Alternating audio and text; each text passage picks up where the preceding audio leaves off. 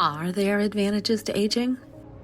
Yes, I am Debbi-Jo Horton, and welcome to Advantages to Aging. Join my guests and I as we discuss aging and what makes for a healthy lifestyle, which results in a quality life. Thank you for joining me today. Welcome, everybody. I am happy to invite you to Tips on Tuesday, and today we're going to have some fabulous tips shared with us by Ali Tedeschi, the owner of Home by Ali organization Made Easy. And she has become, I would say, a good friend because of the networking that we've done. And even with COVID, it's like I feel like I have another sister. So always good when you find someone who fits in your tribe.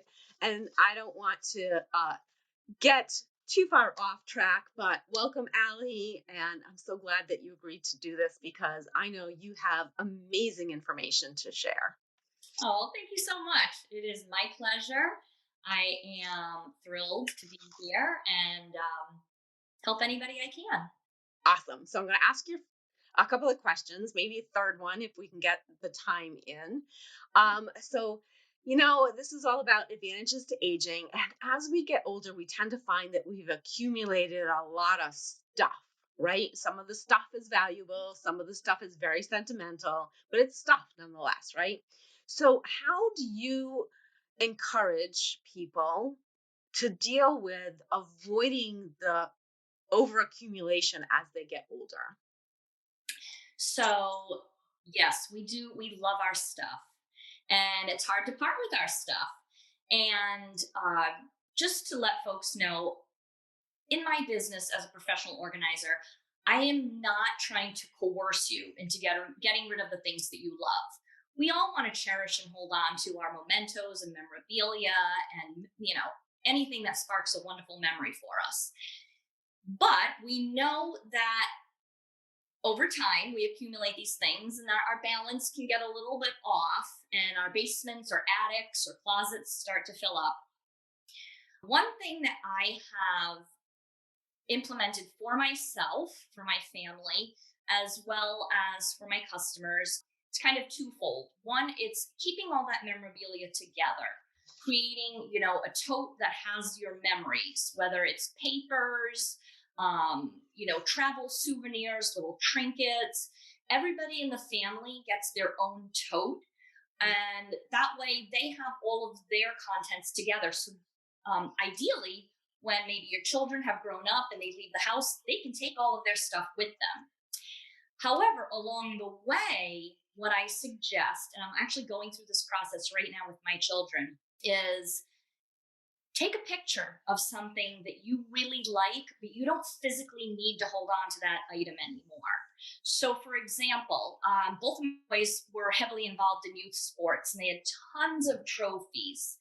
And as you move into adulthood, you're probably not going to display those childhood trophies in your home or your apartment or whatever the next stage is in your life.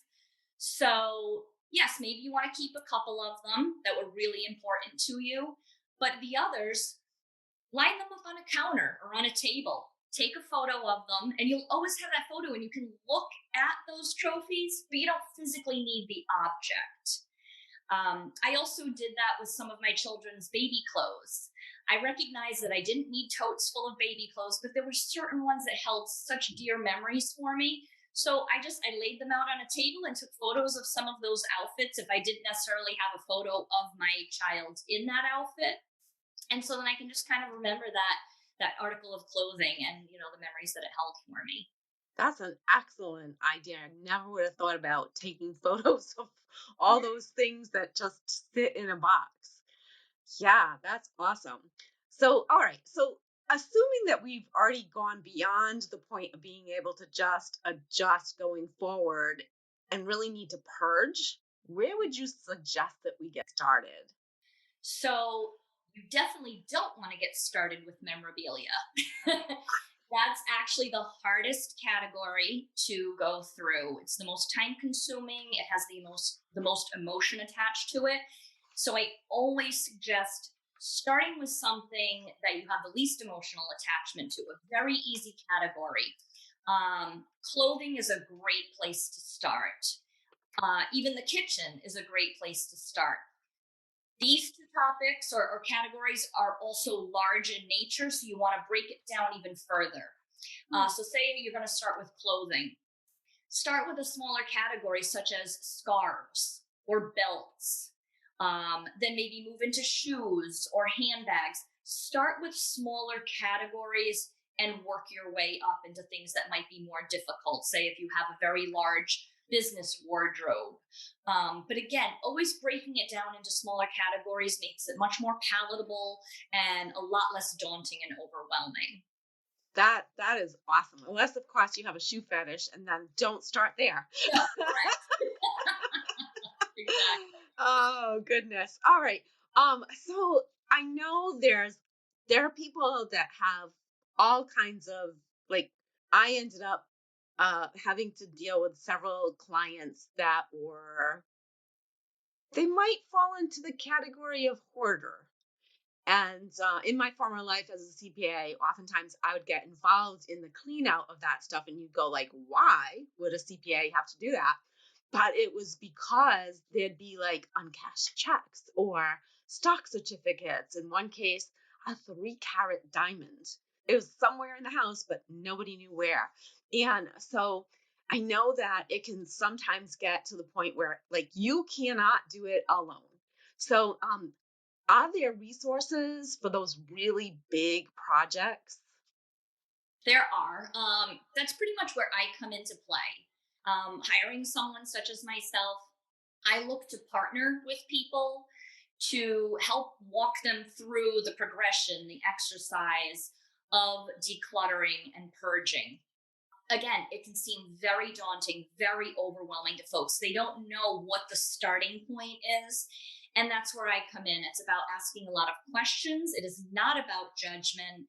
It is not about admonishing someone for the amount of things that they own. It's simply to help them get to a more stress free, anxiety free, peaceful place in the space that they live in. And that's really important. I mean, our home is supposed to be our haven, our happy place. And when things get kind of out of balance, when the amount of things we own kind of takes over the amount of space we have to house those things, that's where the stress and the anxiety starts to come in.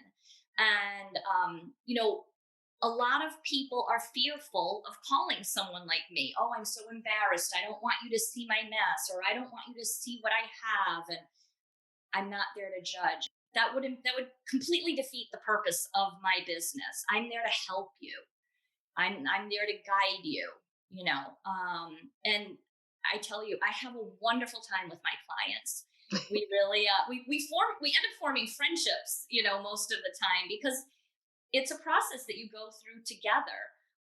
But it makes it easier for someone like a professional to do it with you versus a family member or loved one, because I don't have that emotional attachment to your belongings. Again, not about coercing you to getting rid of them, but helping you see a different perspective on what you own and what it means to you and what you want to keep and what you don't want to keep. So, yeah, that's what I love to do. Just help. This has been so helpful. And, every single time I have a conversation like this with you, I always think of some place in my home that I go like, I got to tackle that. And it's like, not in a bad way. It's like, I can't wait to tackle that. Exactly. So I hope you've all enjoyed the tips. And if you have questions for Allie, make sure that you reach out in whatever format makes the most sense for you. This is going to get posted through Facebook. So clearly you can ask your questions right under the post, or just send Allie a private message. Thanks again so much, Allie. Thank you. Do you think one of the biggest advantages to aging is all the knowledge we gain along the way? Me too. What did you learn today? Share with me in my Facebook group with the same name as this podcast, Advantages to Aging. Now hit subscribe so you don't miss all the tips to come in future episodes.